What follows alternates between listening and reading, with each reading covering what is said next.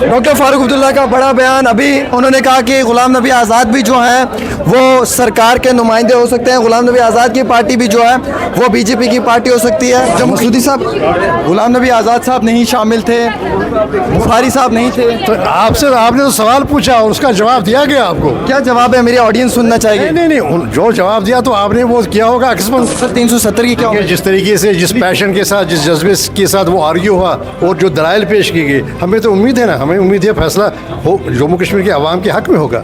जो उनके हुकूक छीने गए गैर आईनी तरीके से और वो जो भी इकदाम किए गए, उन इकदाम को नकारा जाएगा। कहती दफना दिया है सर। हाँ, बीजेपी कहती है 370 को दफना। अपना देखिए, जमहूरियत है, हर एक का अपना अपना। अब देखिए जम्मू में आजकल सबसे बड़ी कामयाबी हमारी ये है कि आज जम्मू में ये एहसास हो पड़ता जा रहा है कि वो 370 जो है वो सबके लिए एक प्रोटेक्टिव अम्ब्रेला था, हर एक के हुकूक का मुहाफिज था। और वो दिया किस था? इनकी डोगरा सदर सभा की वजह से 1921 में हुआ था। जी रमन बल्ला जी, आल पार्टी मीटिंग हुई है और क्या कहेंगे आप कि जिस तरीके से आज़ाद साहब शामिल नहीं हुए? आज़ाद साहब अगर भाजपा को मौत पीस हो तो उसको शामिल करने की ज़रूरत क्या है? हमें वो नहीं चाहिए, हमें अपनी विपक्ष की लोगों की मीटिंग थी, आल पार्टीज़ की मीटिंग नहीं थी। कहेगा कि आज गुलाम नबी आज़ाद साहब भी नहीं थे, अल्ताफ़ बुखारी साहब भी नहीं थे, आल पार्टी मीटिंग थी जम्मू कश्मीर के लोगों के हित में। क्या महसूस करते हैं कि आज़ाद साहब और बुखारी साहब क्यों नहीं आए? मुझे लगता है मेरे मुंह से अब बार बार ये अच्छा नहीं लगता है, सुनना चाहेंगे सर। क्योंकि दो अलायंस है कंट्री में, एक इंडिया अलायंस है, एक नेशनल डेमोक्रेटिक अलायंस है जिसको बीजेपी हेड करती है। जो जिस दिन इंडिया अलायंस की मीटिंग हुई उसी दिन एनडीए की भी थी। तो मुझे लगता है उनको हाइड किया गया, नहीं तो वो एनडीए के पार्ट हैं, साइलेंट पार्टनर्स हैं, वो वहाँ पे मौजूद होते हैं। सर्वे करो, 5 सीटें भी बीजेपी नहीं लेगी, मुझे पकड़ लेना इधर गला। जब बीजेपी वो तो तभी इलेक्शन उनने तभी सस्पेंड किया, उनकी हालत खराब थी। जहाँ लोगों को बीजेपी नहीं मिलेगी वहाँ इनको ठोकेंगे, मतलब वहाँ इनको बदला लेंगे, चाहे वो आज़ाद साहब हो, अल्ताफ़ बुखारी हो या सजाद हो। उस बीजेपी की मार जो है इन तीनों को पड़ेगी। अब यहाँ पर देख सकते हैं एक सवाल और रहेगा।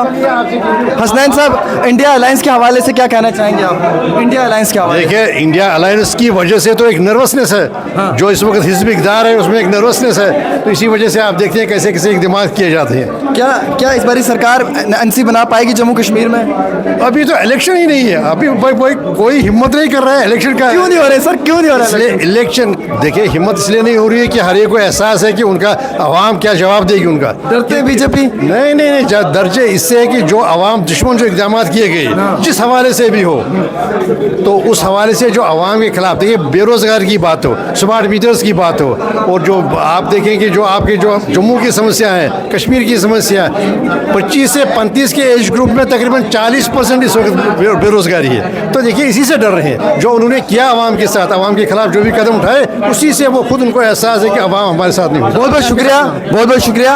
हमारे साथ बातचीत कर रहे थे हसनैन मसूदी साहब। हमारे साथ बातचीत करने के लिए है रमन बल्ला जी।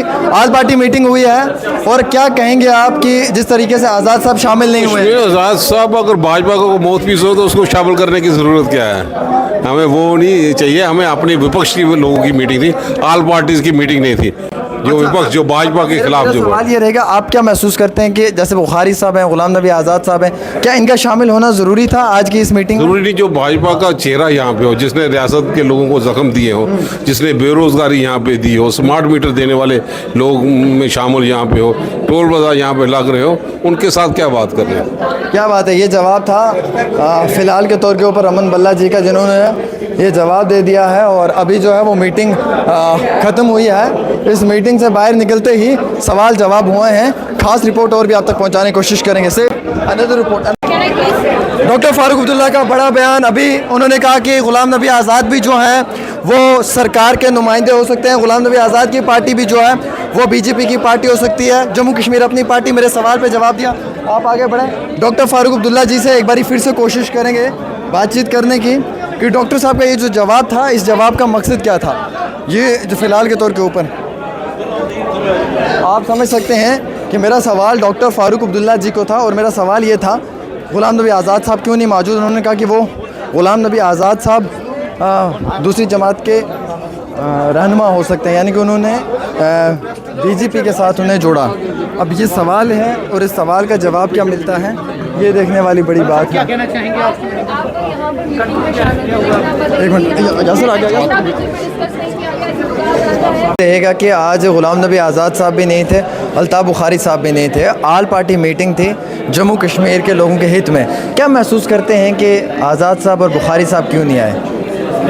मुझे लगता है मेरे मुंह से अब बार बार ये अच्छा नहीं लगता है, सुनना चाहेंगे सर आप। क्योंकि दो अलायंस है कंट्री में, एक इंडिया अलायंस है, एक नेशनल डेमोक्रेटिक अलायंस है जिसको बीजेपी हेड करती है। जो जिस दिन इंडिया अलायंस की मीटिंग हुई उसी दिन एनडीए की भी थी। तो मुझे लगता है उनको हाइड किया गया, नहीं तो वो एनडीए के पार्ट हैं, साइलेंट पार्टनर्स हैं, वो वहाँ पे मौजूद होते। मुझे लगता है कि ज़्यादा हम इस बात में न चलें। जो भी यहाँ आज मीटिंग कर रहे थे वो लाइक माइंडेड पार्टीज़ हैं, अपोजिशन पार्टीज़ हैं, और हमें जम्मू कश्मीर के लोगों की जो परेशानियां हैं इस वक्त, बेरोज़गारी बहुत ज़्यादा है, हमारी स्टेट को बर्बाद किया गया, इसको यूटी बनाया गया, यूटी बनाने के बाद इलेक्शन को भी गायब किया गया, अभी दूसरे जो हमारे पंचायत और म्यूनसिपलिटी के इलेक्शन थे वो भी गायब किए गए। इसलिए हमारा एक एजेंडा है, हम उसको एजेंडे को लेके आगे जाएंगे। इलेक्शंस के हवाले से क्या बात हुई कि क्या कुछ सोच विचारधारा उस पर हुई?